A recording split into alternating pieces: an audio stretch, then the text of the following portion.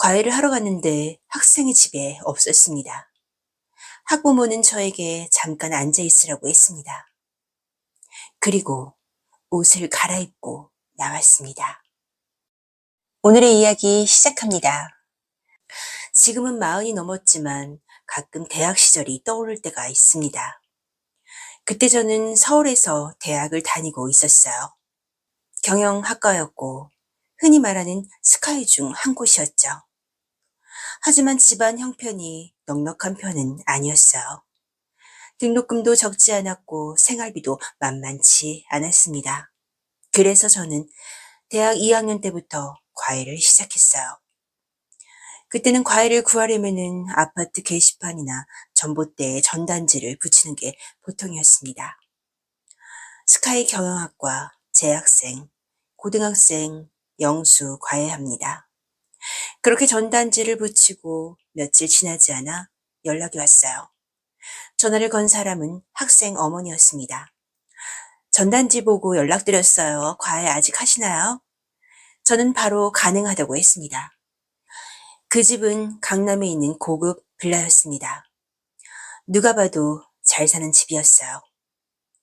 엘리베이터에서 내려 그 집 문 앞에 섰습니다. 벨을 누르자 그 집 어머니가 나왔습니다. 학생 나이로 보면은 40대 초반쯤 됐을 겁니다. 그런데 아줌마처럼 보이지 않았어요. 짙은 화장, 짙은 향수, 몸에 달라붙는 옷. 그게 첫 인상이었습니다. 잠시 후 학생도 나왔어요. 고등학교 2학년 남학생이었는데 성격이 꽤 순한 편이었고 공부도 못하는 편은 아니었습니다. 설명하면 잘 따라오는 학생이었어요. 그래서 과외는 생각보다 편했습니다. 그렇게 일주일에 2번 저녁 시간에 와서 2시간 정도 공부를 봐주는 시기였어요. 어느 날이었습니다. 늘 공부하다가 간식을 챙겨주셨는데 그날은 간식을 건네봤다가 손이 살짝 닿았습니다. 선생님, 이것 좀 드시고 하세요.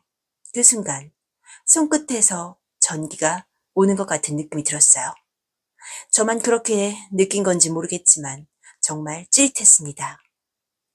그걸 알았는지 그 집 어머니가 저를 보며 야릿한 미소를 지었어요. 지금 생각해보면은 그 미소가 참 묘했습니다. 솔직히 말하면 그때는 여자에 대해 궁금한 게 많던 시절이었어요. 대학생이었지만 아직 여자 경험도 없던 때였으니까요. 나이 차이도 꽤 나는 아줌마였는데 이상하게 자꾸 신경이 쓰였습니다. 특히 가까이 지나갈 때마다 짙은 향수가 느껴졌고 그 향이 늘 제 코끝에 남아 있었으니까요. 과외를 시작한 지 한 달쯤 지났을 때였어요. 과외를 마치고 나가려는데 그 집 어머니가 봉투 하나를 건네주었습니다. 이번 달 과외비예요. 선생님, 신경 좀 썼어요. 저는 고개를 숙여 인사를 했습니다. 그런데 그때 그 집 어머니가 제 등을 가볍게 쓸어내렸습니다. 별거 아니라고 생각하려 했지만 그 손길에 순간 놀랐고 느낌이 이상했어요. 밖으로 나와 봉투를 열어봤습니다. 그런데 봉투 안에는 약속했던 과외비보다 돈이 더 들어있었어요. 그때는 그냥 잘해달라는 의미겠거니 생각했습니다. 그리고 한 달쯤 지났을까요? 그날도 평소처럼 과외를 하러 갔습니다.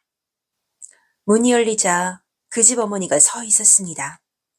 선생님 오셨어요? 그러더니 곧바로 난감한 표정을 지었습니다. 어머, 어떡하죠? 준섭이 오늘은 할머니 댁에 갔어요. 저는 조금 당황스러워서 인사를 하고 돌아가려고 했어요. 그때 어머니가 저를 붙잡았습니다.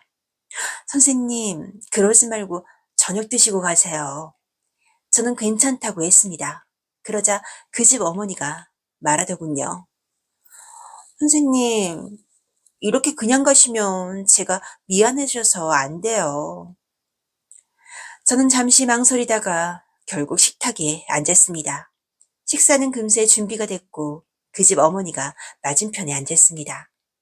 식사를 하면서 이런저런 이야기를 했어요. 그런데 단둘이 있으니까 긴장이 되고 어색하기도 하고 왜 그런지 모르겠지만 자꾸만 신경이 쓰였어요. 그러다 식사를 하던 중 그녀가 말하더군요. 이 음식에는 와인을 곁들이면 맛이 좋아요. 그리고는 잔에 와인을 따르고 저에게도 건넸습니다. 그렇게 와인잔을 부딪히는 순간 그녀의 손이 닿았습니다. 그 순간 또 찌릿했습니다. 손끝에서 전기가 오는 것 같은 느낌이었어요.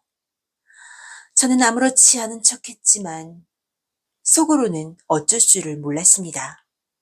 그 집 어머니가 또 저를 보며 미소를 지었습니다. 선생님, 잠깐만 기다려봐요. 그렇게 말하더니 잔잔한 조명과 재즈 음악을 틀었습니다.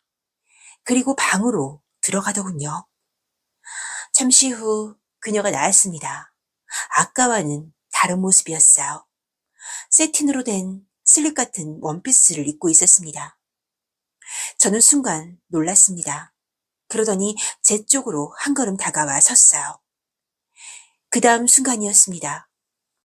그녀는 묶여있던 머리를 풀었고 제 앞에서 천천히 음악에 맞춰 춤을 추기 시작했습니다. 바로 제 앞에서요. 저는 너무 놀랐습니다. 이게 무슨 상황인지 저는 그 자리에 그대로 앉아 그 모습을 보고 있을 수밖에 없었습니다. 솔직히 참기가 힘들었습니다. 춤을 춘 그녀는 제 옆에 다가와 앉았습니다. 그리곤 제 얼굴을 만지며 말을 했어요.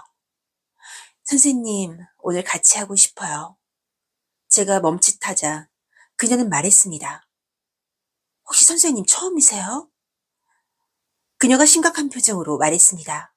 어머, 선생님 어쩜 좋아요. 제 얼굴을 가만히 보더니 아, 그랬구나. 그리고 제 어깨에 손을 올렸습니다. 손으로 제 어깨를 천천히 주물러 주더군요. 선생님, 긴장 풀어요. 그러면서 제 눈을 보며 말했습니다. 제가 천천히 알려줄게요. 저는 아무 말도 할 수 없었습니다. 심장이 너무 빨리 뛰었어요. 몸이 순간 뜨거워지는 걸 느꼈습니다. 그녀는 제 손을 잡았습니다. 그리고 천천히 저를 끌어당겼어요. 그날 밤 저에게는 처음 겪는 일이었습니다. 모든 게 서툴렀어요. 생각보다 너무 빨리 끝나버렸고 저는 얼굴이 달아올랐습니다. 그녀가 미소 지으며 말했습니다. 처음엔 다 그래요, 선생님. 괜찮아요. 그리고 제 어깨를 가볍게 두드렸습니다. 저에게는 잊을 수 없는 순간이었어요. 처음이었으니까요. 그날 이후 과외는 계속 이어졌습니다. 어느 날 그녀가 이렇게 말을 했습니다. 선생님, 다른 과외는 하지 마세요. 그리고 봉투 하나를 건넸습니다. 학비 걱정하지 마세요. 저는 아무 말도 하지 못했어요. 그렇게 저는 그 집 과외만 계속하게 됐습니다. 그리고 저희의 관계도 계속 이어졌습니다. 그녀는 갈수록 저를 칭찬했습니다. 하나 알려주면은 열을 안다면서 역시 선생님은 다르다고 그러면서 말을 했어요. 선생님 같은 분이면 여자들이 좋아할 거예요. 라고 말이죠. 그렇게 시간이 흘렀고 저는 군대를 가게 됐습니다. 그 이후로 연락은 자연스럽게 끊겼죠. 군대를 다녀와 복학했고 여자친구도 몇 번 사귀었어요. 하지만 또래의 여자와의 연애는 오래가지 않았습니다. 그날의 기억이 너무나 강했기 때문이었을 거예요. 시간이 이렇게 흘렀어도 지금도 가끔 그 집 거실의 빨간 조명과 그녀의 짙은 향수가 떠오르곤 합니다. 정말 잊을 수 없는 젊은 날의 추억이었죠.